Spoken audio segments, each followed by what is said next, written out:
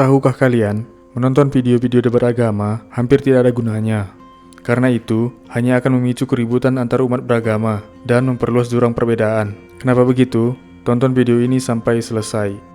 Dalam wacana publik, debat agama kerap dipandang sebagai forum intelektual untuk mencari kebenaran dan menguji argumen. Pada pandangan pertama, format debat terlihat menarik. Dua pihak saling memaparkan dalil, publik menilai. Lalu kebenaran diharapkan muncul melalui proses rasional. Namun, realitas di lapangan menunjukkan bahwa debat agama lebih sering berfungsi sebagai ajang mempertahankan identitas, mencari sensasi, dan memperkuat polarisasi, ketimbang menjadi media pencarian kebenaran. Fenomena ini tidak hanya terjadi di luar negeri, tetapi juga marak di Indonesia dan melibatkan tokoh-tokoh yang memiliki pengikut fanatik. Dalam pembahasan kali ini, kita akan menyoroti mengapa debat agama seringkali tidak berguna, bahkan merugikan, dengan mengambil contoh dari berbagai kasus yang terjadi di dunia internasional dan juga di tanah air.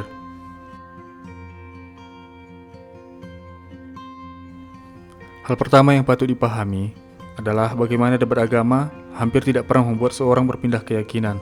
Keyakinan agama melekat erat pada identitas pribadi, jaringan sosial, dan rasa aman psikologis. Ketika seorang peserta debat dinyatakan kalah secara logis, bukan berarti ia akan menerima kebenaran lawannya.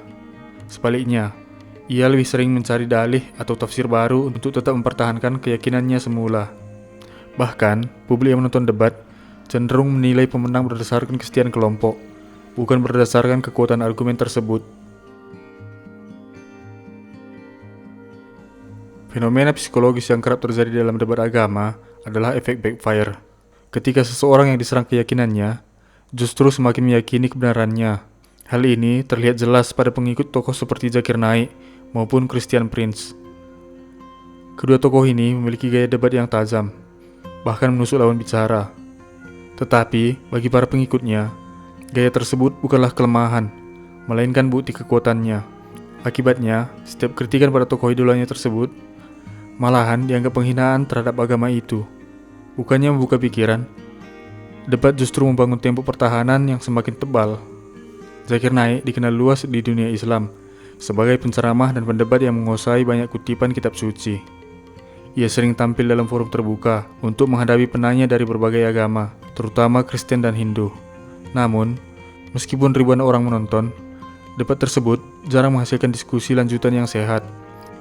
Sebagian pendukungnya menganggap lawan debatnya kalah telak, sementara pihak lain menilai Zakir Naik menghindari pertanyaan sulit atau menggunakan retorika yang menyesatkan.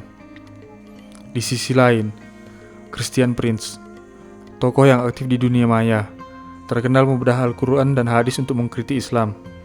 Ia memiliki pengikut setia yang siap membagikan potongan video debatnya sebagai bukti kemenangan.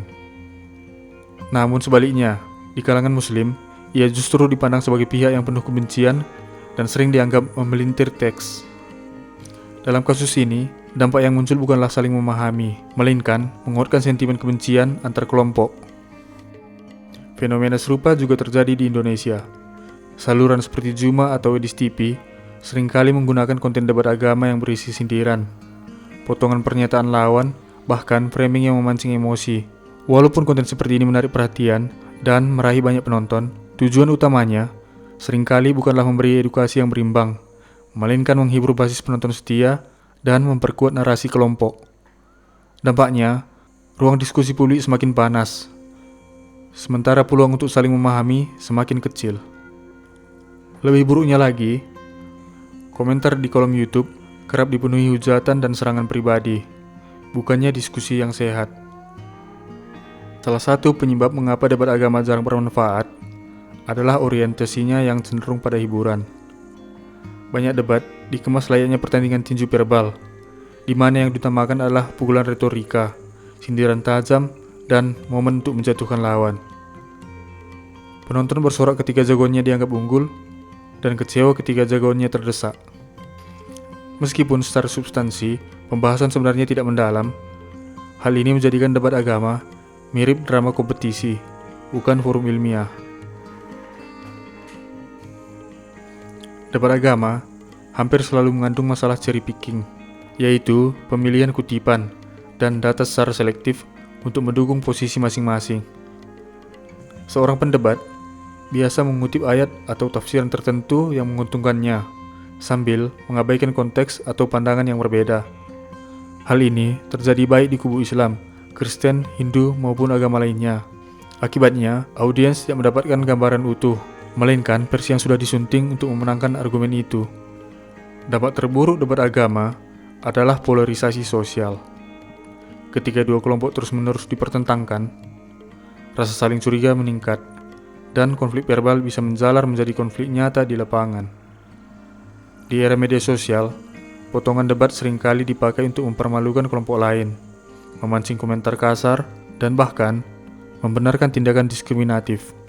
Sejarah dan pengalaman pribadi banyak orang membuktikan bahwa perubahan keyakinan jarang sekali terjadi karena kalah dalam perdebatan. Sebaliknya, hal yang justru lebih sering menggerakkan hati seseorang adalah perilaku nyata yang ia saksikan setiap hari. Ketika seseorang melihat kejujuran yang konsisten, keramahan yang tulus, atau bantuan tanpa pamrih di saat ia sangat membutuhkan, perasaan itu akan menembus pertahanan logika dan menyentuh sisi kemanusiaannya yang terdalam. Tidak ada argumen retoris yang dapat menandingi kekuatan sebuah tindakan baik yang dilakukan dengan hati yang murni. Bahkan, banyak kisah perpindahan agama di berbagai negara dimulai dari interaksi sederhana, bertetangga dengan orang yang sopan, bekerja bersama rekan yang sabar, atau menerima pertolongan dari orang yang berbeda keyakinan. Di momen seperti itu, keyakinan baru tidak lahir dari kekalahan dalam logika, melainkan dari kekaguman terhadap perilaku yang selaras dengan ajaran yang diyakini orang tersebut. Inilah alasan mengapa debat agama publik seringkali gagal, sementara hubungan pribadi yang sehat seringkali berhasil menumbuhkan rasa ingin tahu yang berujung pada perubahan pandangan, bahkan keyakinan. Kesimpulannya, meskipun debat agama tampak menarik dan menegangkan, manfaatnya bagi dialog antar keyakinan sangat terbatas.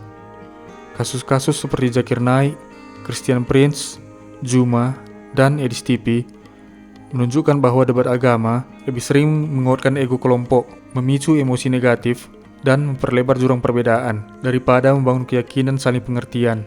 Pertanyaan yang perlu kita renungkan adalah, apakah tujuan kita berdebat untuk mencari kebenaran bersama atau sekadar membuktikan bahwa kelompok kita yang benar? Jika jawabannya adalah yang kedua, maka debat agama tidak lebih dari panggung untuk mempertontonkan kebanggaan, bukan untuk mencari pemahaman.